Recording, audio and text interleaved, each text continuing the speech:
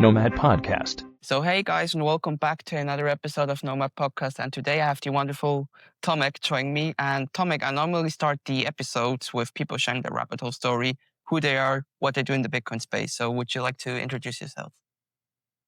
Hey everyone, that's right. I'm Tomek. I'm not sure if wonderful, but I feel very good today.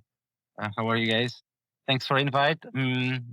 Well, I'm in the Bitcoin space for a few years already.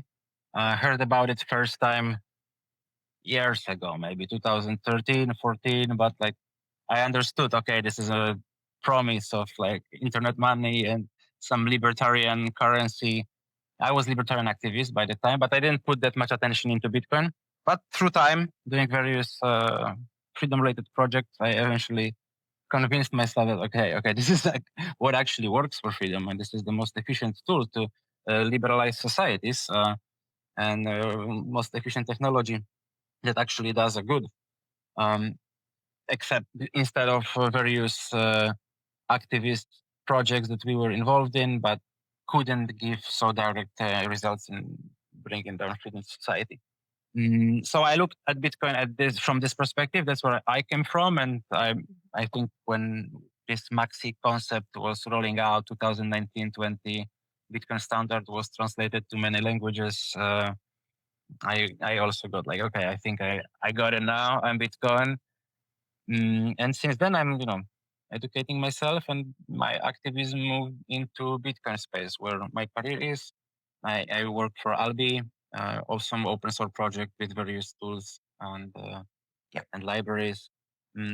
I founded Bitcoin FilmFest. So if you guys ever like cinema, I guess many of you do, come to Bitcoin Film Festival. We do it every year in Warsaw. The 4th edition is coming next June. Currently, I am in Prospera, the private city on Honduras, where I'm opening or about to open a Bitcoin district in this private city. So I think I'm very fortunate that I can do professionally in my life what I align with ethically and just with my passion, and I do what I like. So yeah, happy also to talk to this audience, and I was very glad to meet you, Yanis, and your family at various events from maybe since 3 years or something. Yeah, Congrats on the podcast, man. Thank you. So should we not start with Bitcoin District then? So what is Bitcoin District then, and what do you guys do, and how did you even get like the idea to create like your own Bitcoin community in a sense? Like, Yeah, that must be pretty cool, So there was a right there. You probably recall there is some free cities movement. Yeah, globally, or network states, or people who try to get independence from big government somehow, practically, and also inspired by Ayn Rand and this idea of private societies living out of parasitic systems. Got rise to a few projects. There is a movie on Netflix called Rose Island, where the guy in Italy built basically a platform on the sea. It's very nice, like a comedy based on facts, Rose Island, in 60s, and as he called it his sovereign land. There is something like seasteading, and some of you may recall the old oil rig platform on the sea, which has their own government, which is on international waters. They have their system of governance, post stamps, etc. So there is quite a few projects which try to achieve this goal of being independent from big authoritarian state and have some practical piece of land and rules which are not just on paper but actually practically they are protected or enforced, right? So one of this most advanced projects of such in the world of like private cities, startup cities, network states is Prospera. And Prospera lies on a special economic zone on Honduras. Honduras is a country in Central America. And on an island of Roatan, a small piece of land belongs to this something called SEDE, which is a very unique concept of special economic zone that Honduras introduced in 2013, and they put it into their constitution. And Prosper at that time already negotiated having this public-private partnership, because Prospera is a private company, to have this, they acquired piece of land, and they have basically legal freedom except for criminal law. So criminal law of Honduras applies, of course, border protection, etc. But like on the common, on the civic law, on the economic law, basically Prospera has the freedom to elect their own rules. And this is very interesting project, disrupting a bit models of what statecraft could be. What form do people organize themselves in today? Most of the planet, I guess, is under. We had monarchies, right? Now it's mostly under national states, which used to have model of liberal democracy, but whichever they have, they turn into authoritarian government. But during history, there were also kind of exceptions to this model. It was there was likely never a monopoly of such form. And we had city states, like in ancient Greek, right? Sparta, Athens, those polis, which had kind of an alliance with others, sometimes maybe even wars, but they were independent into like, okay, how do they govern themselves? And in my country, in Poland, there is a famous example of free city Gdańsk, Danzig, which used to be Polish, German, but majority of its history, it was independent city. Now it's incorporated into Poland. It was independent city. And more than that, it even created a league called Hanseatic League in 13th century, which with other such independent cities on the Baltic Sea. So it was basically a league, an alliance of private cities which were sovereign from their king, but they had alliance with a king of bigger country like Germany, Poland, or Sweden at the time. And it was a very interesting merchant network. Prospera also kind of is inspired by these examples of history. And also history shows us that smaller jurisdictions, smaller states in terms of the scope, but also in terms of territory, are more efficient to be governed, are more responsive to changes in technical development or humanity or whatever. It responds quicker to society will and changes, right?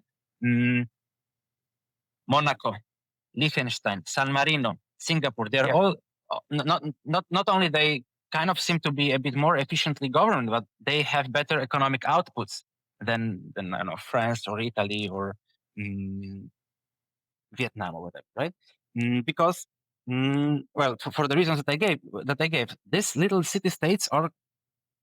It's an interesting model which Honduras also wanted to have incorporated in 2013, and Prospera is manifestation of it. So this is what they try to do. Prospera tries to become a Hong Kong of the Caribbean. Hong Kong or Dubai is also Shenzhen is also an interesting example. Dubai especially, it was created basically as a piece of land, and okay, here you have a zero tax zone, and startups come. We kind of support creation of this, and now we have huge, which is not technically private, right? But it has some characteristics of a private city, which has one of the biggest GDP per capita in the world.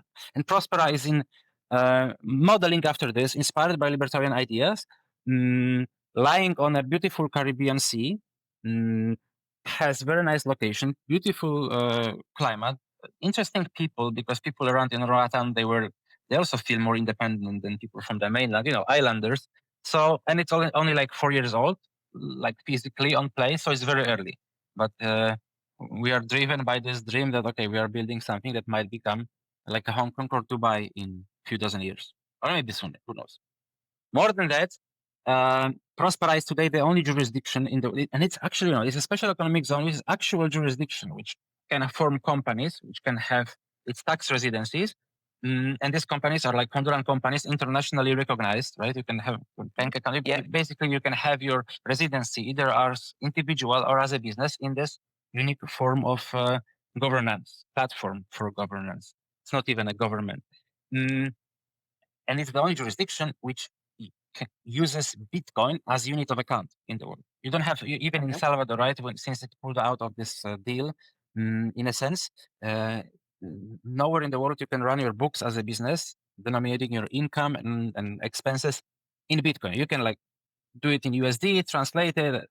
You can pay taxes maybe in Bitcoin in Salvador. I'm not sure, but here you can run your books. You can pay your taxes in Bitcoin. So basically, it's a place with legal business Bitcoin as unit of account. Then on top of it, majority of businesses accept Bitcoin. There is quite a few of Bitcoiners like myself, and we have a network, community, we have events, we have meetups.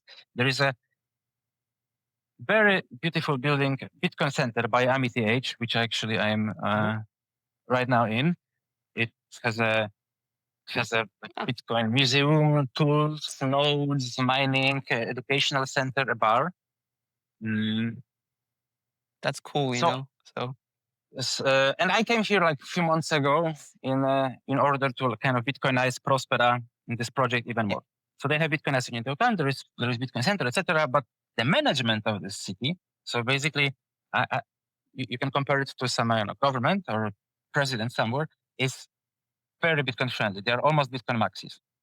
And they want Bitcoin to be more prevalent, and we need to figure a way how to bridge this unique legal zone, which is not that well marketed yet, right? It is not yet even, we are beating first pass. Very many paths are not beaten, but it's a interesting disrupting project, which can be Bitcoinized. So I'm here to help them out with it. okay, cool. So how is it then also with education wise, especially with children? How do you educate children then? Because we have the traditional school system. How would those cities then educate those cities, educate their children, especially in that case, a Bitcoin community, a Bitcoin city, how would they educate their children? Because that for me is always interesting because in my opinion, children learn from the world, they learn what they see with, interact with. So how do you guys do then that? Or what's like the thought about that? Okay, interesting question. That's quite a leap. So far, like only one of my aunts is able to so quickly turn into conversation with me into, hey, what about children? And but here is this Bitcoin Center. They run workshops every week. There is during the school year, school classes come. They have partnerships with some local high schools. I think two of them, two the biggest ones, which kids come for workshops. There are like books for kids. In Prospera, there is Montessori school, which now actually starts the first day. I think it's even today or something. So there is around 50 or 60 kids. We're also AmityH runs Bitcoin classes a few times in a semester. And well, we are very open. Prospera is very open for families. There is few families living here. There is all right infrastructure. Of course, it's not something like, it's not super developed city, but there is, you can have enough good quality of life to raise your kids, as I can hear, right? And I'm not speaking from experience, but repeating from like other residents to this city and those projects that I mentioned. So yes, this is also good question that you asked, because this is an answer to this is very important. If Prospera thinks long term about the future of the city, they should already start thinking about families and children and people who would be, lifetime citizens of this project. So yes, we are looking for the answer. Maybe not me specifically, but I work on Bitcoin here. But there are people who are. I mean, wouldn't it be also great if let's say you have a math teacher, but in the same time he's also a Bitcoin, then there's also a problem solved. You know what I mean? Like if people come to this place and one guy says, "Hey, I'm a math teacher as well. So in case if a children needs to learn some extra math, I can help them, but I can also show them Bitcoin, because that's always something great, right?" So we need to teach teachers, right, rather than teach children. Maybe this would be more. I'm coming or maybe like closer to Bitcoin logo, so we are like, Yeah, okay, branded. that's cool. That's cool. Don't worry about it. but in a sense, then like those private city in the Bitcoin space, do you think that maybe we will see more of those, especially with people who are nomads, who travel, who want to get out of the system, but in the same time also need some stability, some foundation of something, whether that's like a, I don't know, house, new system. It's a big question of, I think, even geopolitics of states in the world today. Yeah. It's difficult, right? But this free cities movement, it's quite strong. There is quite few NGOs and think tanks and groups of investors involved in looking for good jurisdiction to have negotiations with and try some city states, some special private-public partnerships. I know about such projects in Sri Lanka, in Bhutan, in Argentina. Donald Trump Yeah. also announced creation of 10 free cities in the US. I don't think it ever followed anywhere, but there is something called Network State Project by Balaji. There is a project called Axis, which apparently also raised lots of money and are looking for this piece of land where they could like calm down physically as community, as some kind of culture, and create such Yeah. states. So I'm optimistic. Prospera Okay. is kind of leading by example, and Prospera is also working on having such locations elsewhere. So it's not just Honduras, but it will take time. You know, like Prospera, the Honduras government proposed this basically amendment to the constitution in 2011. It was even like also based on the work of one economist who was working on charter cities. So it was like academically inspired project by the back then government. 2011. Prospera moved here physically 2020, 21. Now, so it takes time, right? It was 14 years ago from like starting like physical manifestation of within some legal structures of this idea till what we have now, that there is, but it's already a good advancement. There is in Prospera over 300 companies registered, over 2,000 Oh, residents. Then I mean also virtually, because you can have a company or you can be e-resident without being physically here. Physically, there yeah. is around 200 people, I think. Some of them, like half of them, stay here and just live here and have their lifelong interests. Another half is coming either for conference or for a month or for 3 months to get their tax residency. They slowly move in and out, go to Bali, come, and some people are just coming for a conference, staying here as tourists, checking out Prospera, staying for a weekend or a week. So this is like more or less the social structure. And I think, and after 14 years, I think it's quite a number. It seems small, but look at Bitcoin, right? We can also say in this project, we can also say that we are still early. Yeah.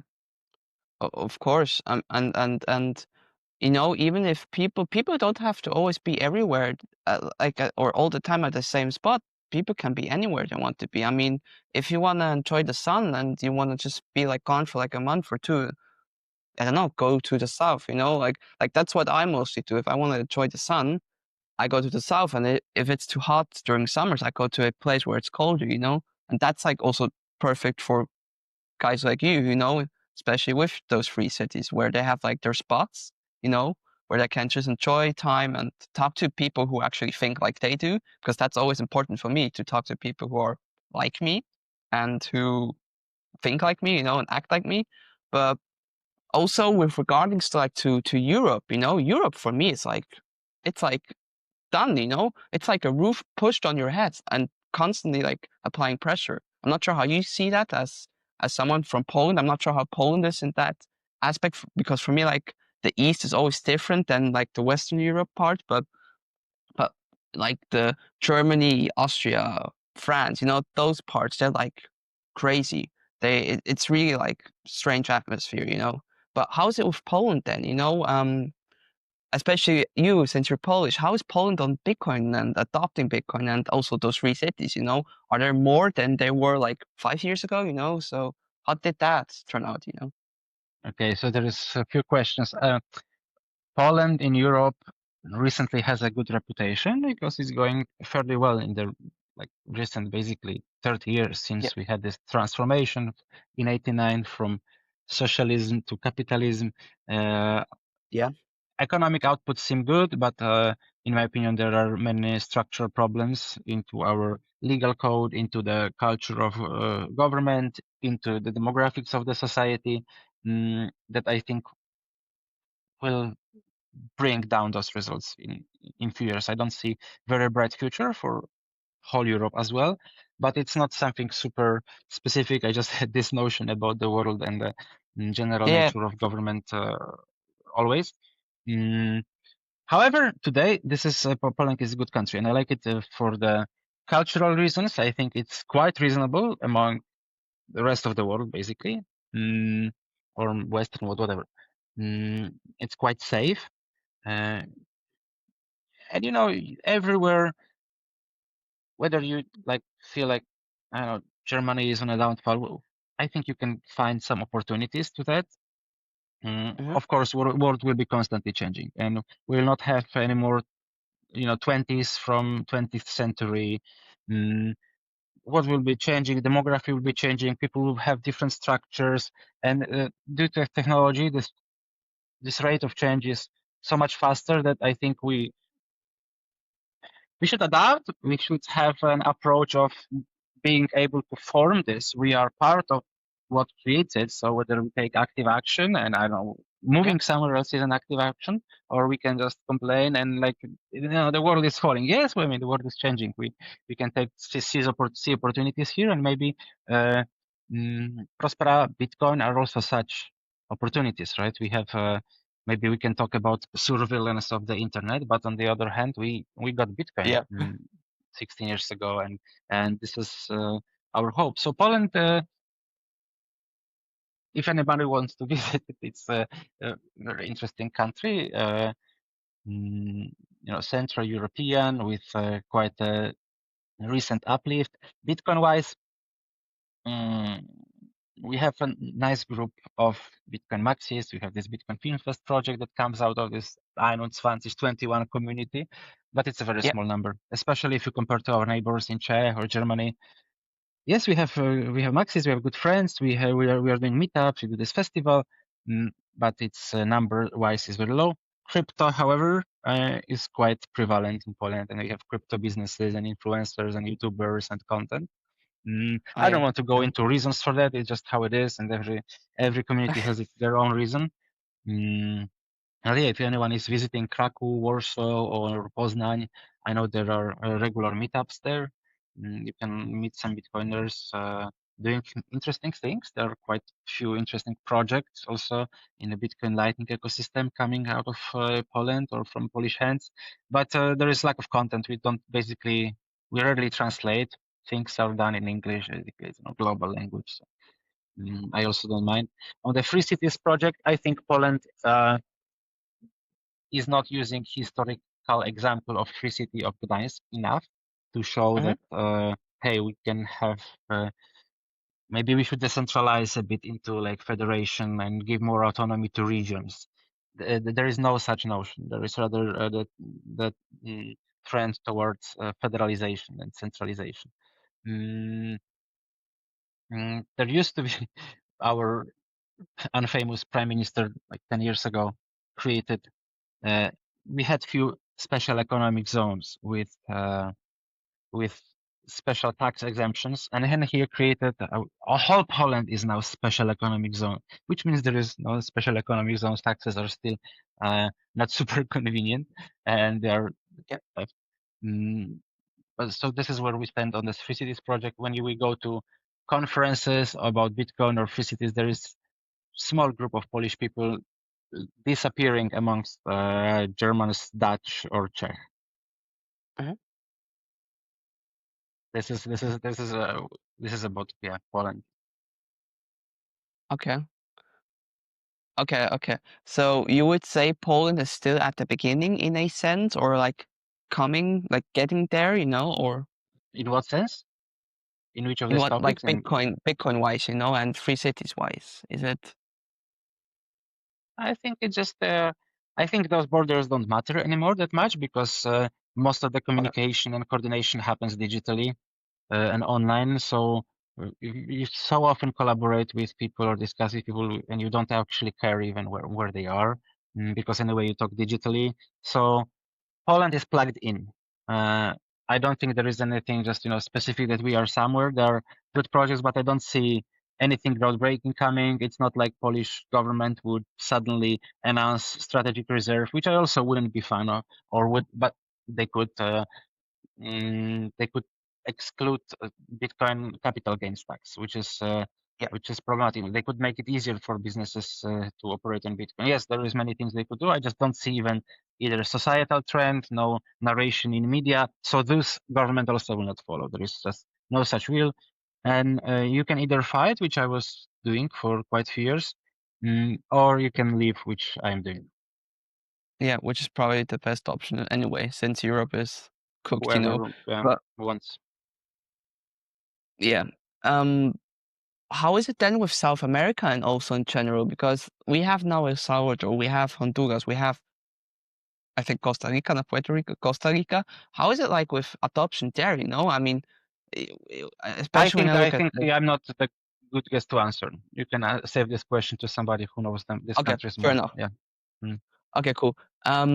So, well, that basically already brings us to the end of this podcast, maybe. But would you briefly also like to mention Bitcoin FilmFest? Because I want to also jump back to that. Because what is Bitcoin FilmFest, and when is that? And where can people find you guys? From Bitcoin FilmFest, and where can people also find you, Tomek? And interact with you.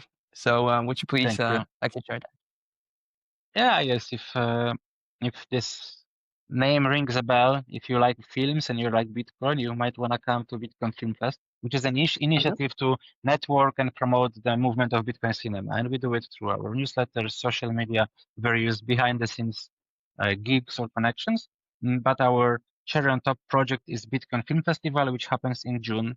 It happens every year. The fourth edition will be in June 4th to 7, right after Oslo Freedom Forum, right before BTC Prague. So if somebody plans their European conference trip, then Oslo, Warsaw, Prague is perfect by calendar and by geography.